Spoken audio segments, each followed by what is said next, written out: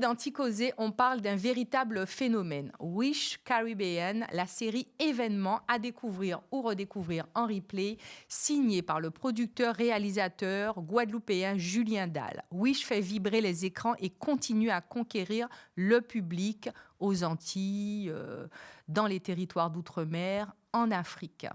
Merci Julien d'avoir accepté l'invitation dans Ticozé. Merci de me recevoir. Alors Julien, tu es producteur, réalisateur, tu as tout fait dans Wish. Alors, dans Wish, je suis le producteur de la série, le créateur et le producteur. Et j'ai aussi, avec Marc Boy et Dimitri Zandronis, co-réalisé et co-écrit la série. Donc c'est un véritable travail qu'on a fait à trois pour pouvoir sortir ces 10 épisodes de 26 minutes qui sont diffusés sur Canal+ et France Télévisions depuis depuis 8 mois. Et donc, c'est une série 100% antillaise. Oui, ça on y tenait parce que ça fait à peu près, on en parlera peut-être, mais 18 ans que je fais du cinéma. Et j'ai fait 3 longs métrages avant et j'ai vraiment comme leitmotiv de développer le cinéma antillais ou de contribuer à développer le cinéma antillais structurellement en nous plaçant à tous les postes clés du développement d'un film, de l'écriture à la réalisation, à tout ce qui sont les chefs de poste techniques du tournage et bien évidemment à la post-production et à la distribution.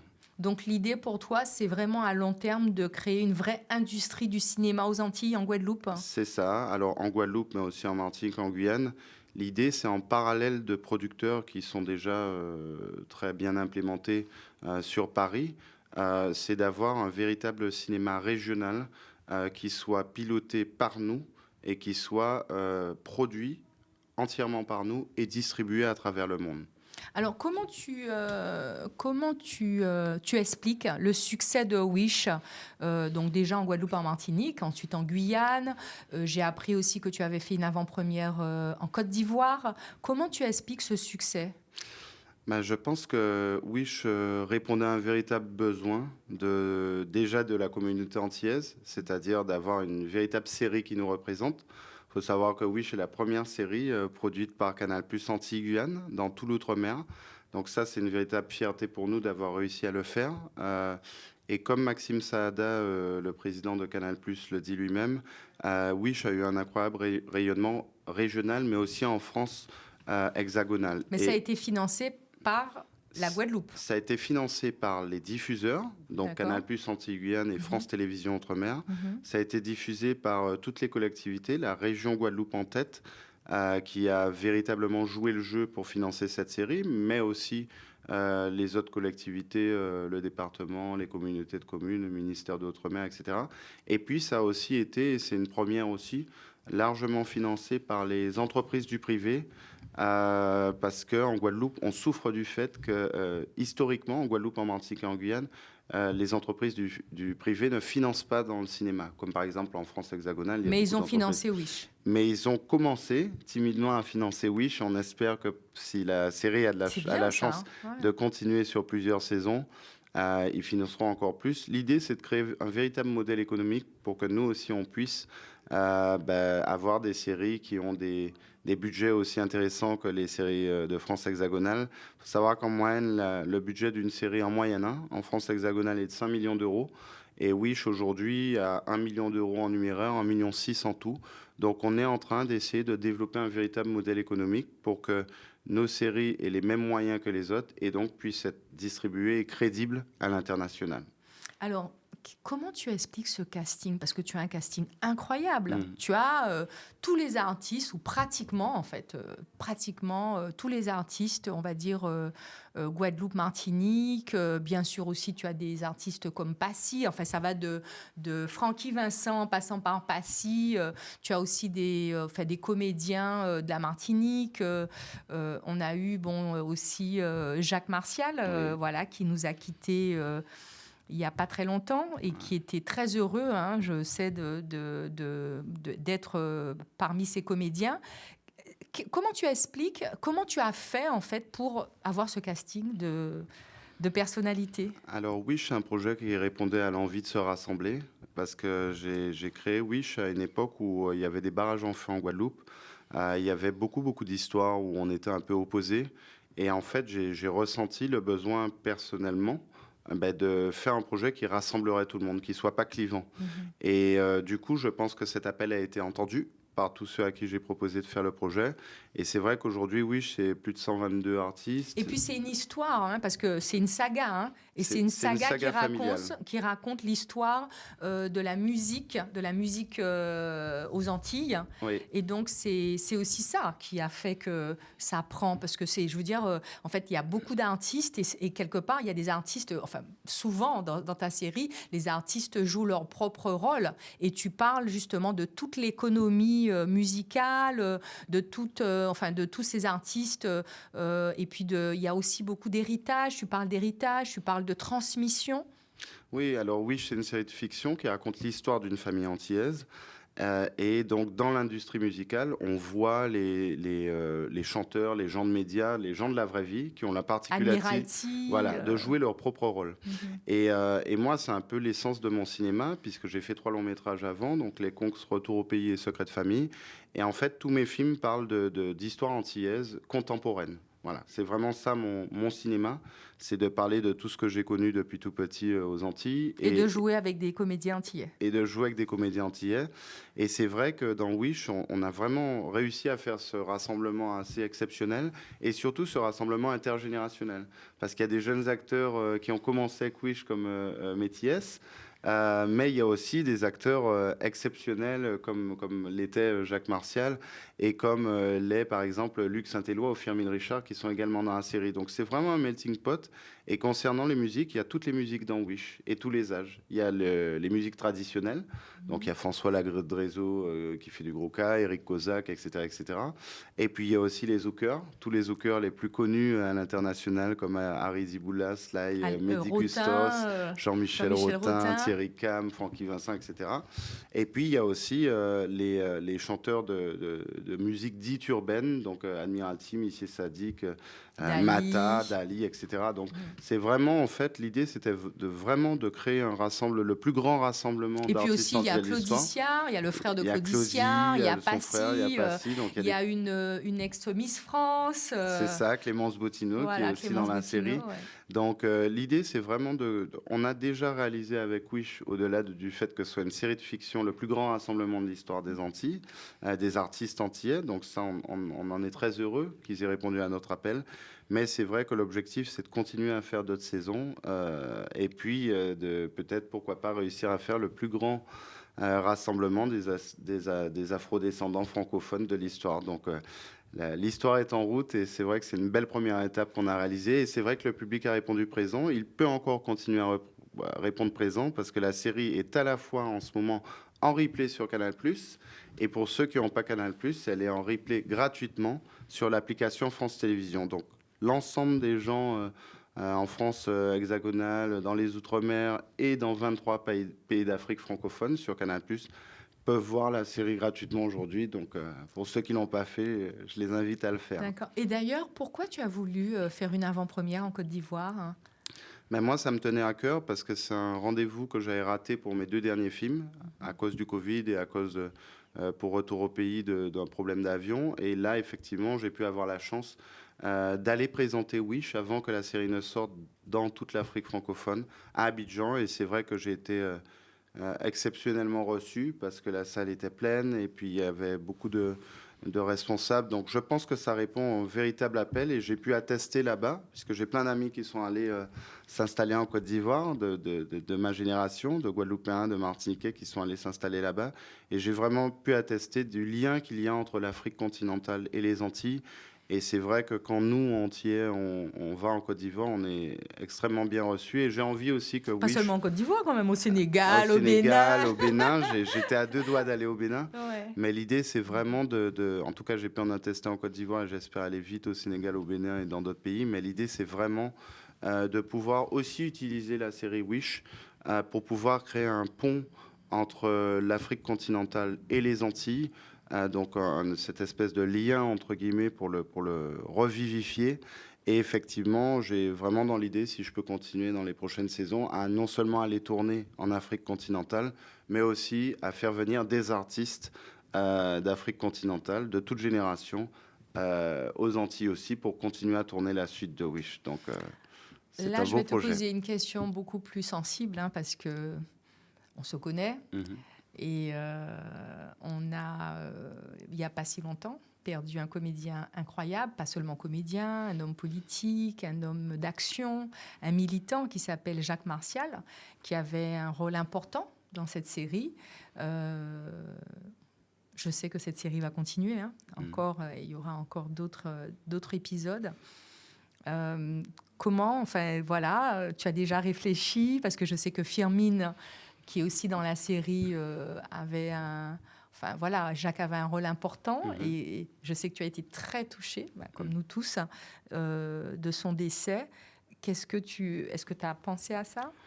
On y pense forcément parce qu'il faut savoir que quand on a 122 artistes dans une série, c'est vrai qu'il y a le risque. On a perdu Jacques Martial, qui est un comédien exceptionnel de la série. Son rôle continuait. Donc, je n'ai pas encore vraiment décidé qu'est-ce qui va devenir de son rôle. Est-ce qu'il va continuer? Est-ce qu'on va l'arrêter? Mais ce qui est sûr, c'est que quand on fait une série ou quand on fait un projet cinématographique, surtout une série qui est amenée à durer, malheureusement, effectivement, ça peut arriver. Donc, la disparition de Jacques a été terrible, effectivement, pour la série, mais elle est terrible tout court pour nous parce que c'était quelqu'un de la génération d'avant qui nous guidait beaucoup, qui était très, très, très positif envers les jeunes. Et je pense qu'il disait que c'était probablement l'un des rôles, voire le rôle de sa vie. Et ce qu'il a fait de ce personnage a été exceptionnel. Et d'une complexité incroyable. Et je pense effectivement que rien que pour Jacques, on doit réfléchir avec les comédiens avec qui il a joué pour savoir ce qui va advenir. On a aussi perdu 2 techniciens, Mariana Morvan qui était conseillère en styliste, et puis Lionel Lepage qui était chef électricien.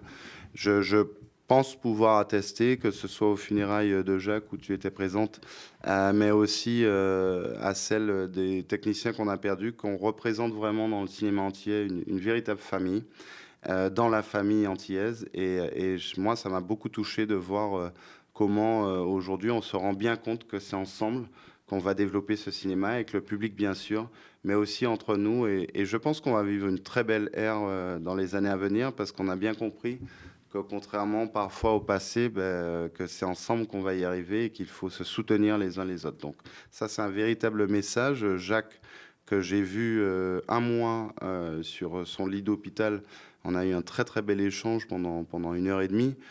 Il me racontait un petit peu les difficultés qu'ils avaient quand ils sont arrivés avec son frère à Paris, Jean-Michel, quand ils sont arrivés à Paris et qu'ils avaient des difficultés à avoir des rôles, et puis qu'il n'y avait peut-être pas une très très grande solidarité, et puis une espèce de concurrence entre les acteurs africains et les acteurs antillais. Et je pense que Jacques m'a fait ce témoignage pour m'expliquer qu'il était aussi peut-être temps que dans les années à venir, qu'on arrête de s'opposer les uns les autres, mais qu'on travaille ensemble. Et Jacques y œuvrait énormément, et c'est vraiment ce que je pense qu'on va essayer de faire dans les années à venir. Mieux, Wish est un projet qui unifie, mais au-delà de Wish, je pense qu'on pourra effectivement passer un cap dans le cinéma entier, de manière générale, d'afro-descendants. Donc, moi, je m'y attelle, et l'idée, je sais qu'il y a beaucoup de gens qui travaillent à ça, et je pense qu'on va véritablement faire... continuer à développer notre cinéma. Il y a les aînés, Christian Lara, Usain Palsy, etc. Et puis maintenant, il y a notre génération avec Jean-Claude Barny, et puis tous les autres réalisateurs guadeloupéens, martiniquais, guyanais, et même d'Afrique continentale. Je pense que c'est notre heure pour développer notre cinéma. Tu as toujours été un fervent défenseur du cinéma antillais, je veux dire, puisque tu as monté une association. Et puis, comme j'aime dire, tu prenais ton bâton de pèlerin pour aller montrer les films réalisés par des Guadeloupéens, des Martiniquais, voilà, des Antillo-Guyanais. Tu prenais vraiment ton bâton de pèlerin avec ton association, et tu allais dans les villes en Guadeloupe, dans les communes, comme on aime dire en Guadeloupe, montrer ce cinéma. Pourquoi c'était important pour toi, ces actions de justement de... Parce que moi, j'ai grandi aux Abîmes, et et mon père habitait à Pointe-à-Pitre. Et en fait, rien qu'à Pointe-à-Pitre, quand j'étais jeune, il y avait 4 ciné-clubs. Rien que dans la ville de Pointe-à-Pitre, qui est une ville de 2000 habitants. Donc, et quand j'ai fait... entre-temps, j'ai été vivre en France hexagonale, à l'étranger, etc. Et quand je suis retourné au pays, j'ai fait mon retour au pays il y a 13 ans, ben, je me suis rendu compte qu'il n'y avait plus du tout de ciné-club. Il y avait juste encore quelqu'un d'extraordinaire qui s'appelle Jean-Marc Césaire, ex-ciné Houlet, qui faisait encore et qui fait toujours du cinéma itinérant, mais il n'y avait plus de ciné-club. Et à ce moment-là, j'avais déjà tourné mon 3e long métrage, Secret de famille. Et du coup, j'étais en train de réfléchir à le sortir. On était en 2013. Et en fait, j'ai décidé de ne pas sortir Secret de famille, que j'ai finalement sorti 6 ans plus tard, parce que je me suis rendu compte que si je sortais un film antillais dans un environnement où les gens avaient perdu complètement le lien avec le cinéma antillais, ben, ça ne servirait à rien en fait. Donc du coup, j'ai passé ces 6 années avec mon association Alma à faire des projections des films de toute l'histoire du cinéma antillais. On a à peu près 50 longs métrages en 50 ans. Et bénévolement, comme ça, on allait, parfois avec Jean-Marc, parfois seul, faire des projections dans toute la Guadeloupe, parfois même en Martinique. Et l'idée, ça a vraiment été de réexpliquer à la nouvelle génération, mais aussi aux anciens, comment il faut s'approprier ces films entiers. Et je pense effectivement que quand j'ai sorti Secret de famille en 2019, le Covid m'a empêché de le sortir ailleurs qu'en Guadeloupe et en Martinique, parce que j'ai plus pu le sortir à Paris, etc. Mais on a fait quand même quasiment 20 000 entrées, ce qui est un score très très important. Eh bien, je pense que ce public-là, c'est ce public-là aussi qui m'a suivi et qui a fait qu'on a pu relancer. Et puis après, maintenant, sur cette base du renouveau, ben, il y a effectivement des très beaux films qui sont sortis depuis. Il y a Norme de Kishna, il y a, peu importe le budget, hein, mais il y a bien sûr Zayan et Fanon. Et donc, du coup, je pense qu'il faut constamment expliquer au public que le cinéma antillais est souvent un cinéma qui a moins de moyens. C'est moins le cas parce qu'effectivement, Zayan et Fanon et même Wish en série ont réussi à avoir des beaux budgets. Mais il est important aussi que les jeunes voient tous les films historiques de ce cinéma antillais. Je prendrai juste un exemple, c'est Coco la fleur de Christian Lara, qui est le premier film entier de l'histoire, 1979, et qui est un véritable témoignage de la Guadeloupe, et notamment de la Côte-sous-le-Vent dans les années 70, où on voit encore des véhicules qui transportent des cases, parce que les cases à l'époque étaient transportées sur des véhicules, étaient replacées ailleurs sur quatre pierres. Et donc, tous ces films sont des véritables, au-delà d'être des films, ce sont des véritables témoignages de qui on est, de comment on vit. Et effectivement, Coco la fleur montre bien la Guadeloupe de l'époque, avec les dames qui lavent leur linge à la rivière, etc. Donc moi, je pense que c'est d'utilité exceptionnelle pour qu'on puisse nous voir à l'image, parce qu'on a souffert de ne pas être assez vu à l'image. Et c'est le constat qu'on a fait. Et je pense que les Américains ont montré, comme nul autre peuple, que quand on se voit à l'image et quand on est fier de soi, on arrive à affirmer son identité. Moi, je pense qu'on a eu un manque à ce niveau-là, et je pense que c'est d'utilité publique aux Antilles de continuer à faire des films, de continuer à soutenir le cinéma pour que définitivement on puisse gagner en confiance en nous et qu'on comprenne un petit peu mieux qui l'on est dans notre diversité, et puis qu'on aille avec confiance affronter le monde. Justement, toi, avant de retourner en Guadeloupe, tu as affronté le monde, hein, puisque tu as travaillé pour Sony pendant 10 ans. Donc, tu as habité Paris, Londres, Barcelone, Tokyo. Et tu as eu envie de retourner chez toi, parce que j'ai écouté certaines interviews où tu disais que tu as eu envie de rentrer chez toi.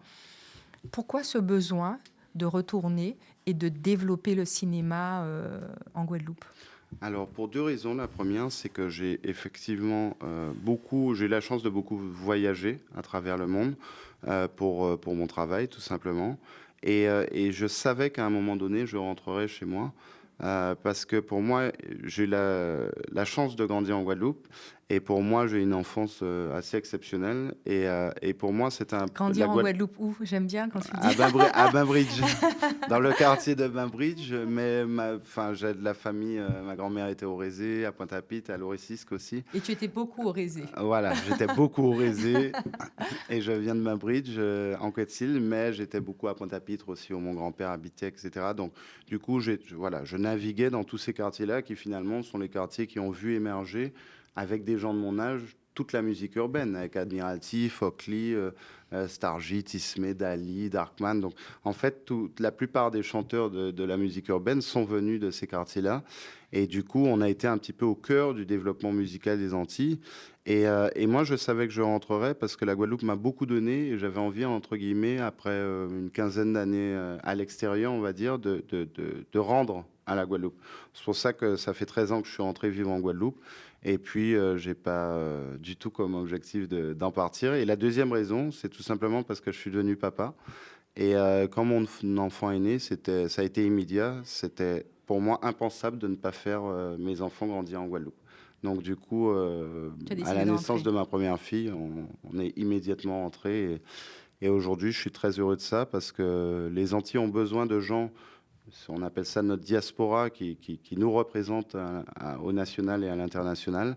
Mais les Antilles ont aussi besoin de gens qui restent aux Antilles pour œuvrer sur place et être des exemples pour la jeunesse. Donc, c'est bien que beaucoup de personnes partent. On parlait en ce moment de l'Eldorado de la Côte d'Ivoire et ça crée des liens entre le continent et les Antilles. Mais c'est bien aussi qu'on soit un certain nombre à rester au pays parce que c'est comme ça qu'on va aussi peut-être aider les jeunes à se dire qu'il est possible de rentrer et peut-être que plus de jeunes rentreront aussi. Donc voilà. Justement, on parle beaucoup en ce moment de retour au pays.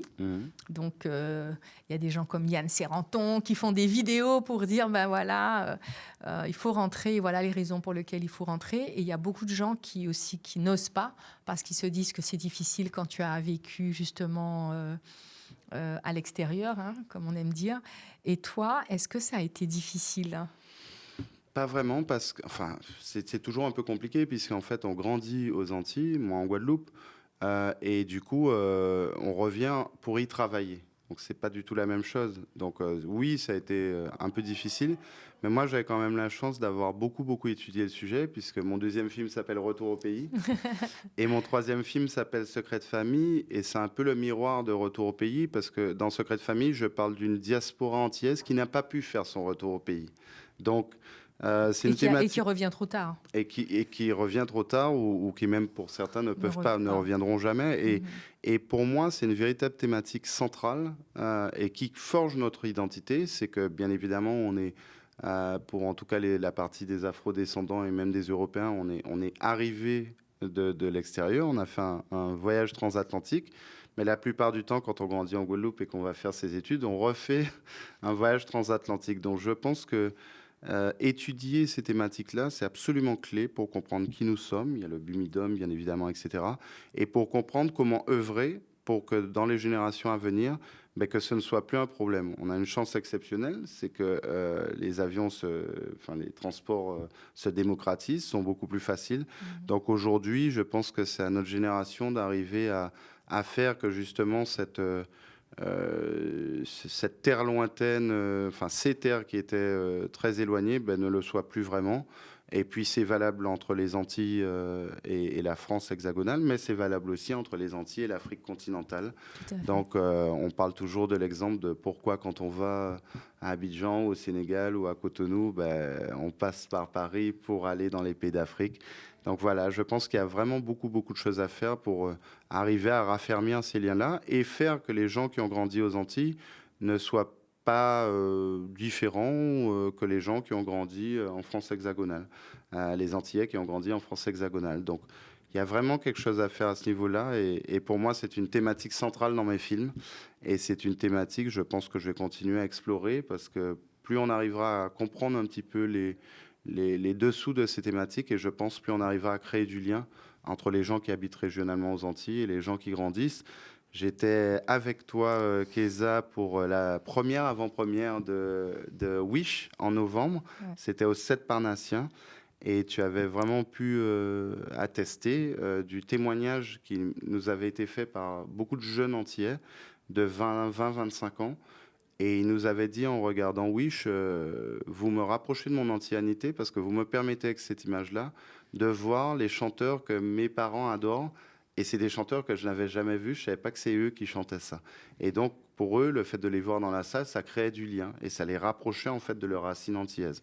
Je pense que la clé, elle est là. En tout cas, le cinéma que je vais faire va je pense, pour le temps que Dieu me prêtera vie, va être vraiment autour de ça, parce que je pense qu'il n'y a pas plus beau projet que de redonner une image à un peuple, et je pense qu'il n'y a pas plus beau projet que de redonner ses racines à des gens qui vivent en France hexagonale et qui apparemment, puisqu'ils l'ont dit, sont demandeurs. Donc il y a vraiment une magnifique chose à faire à ce niveau-là.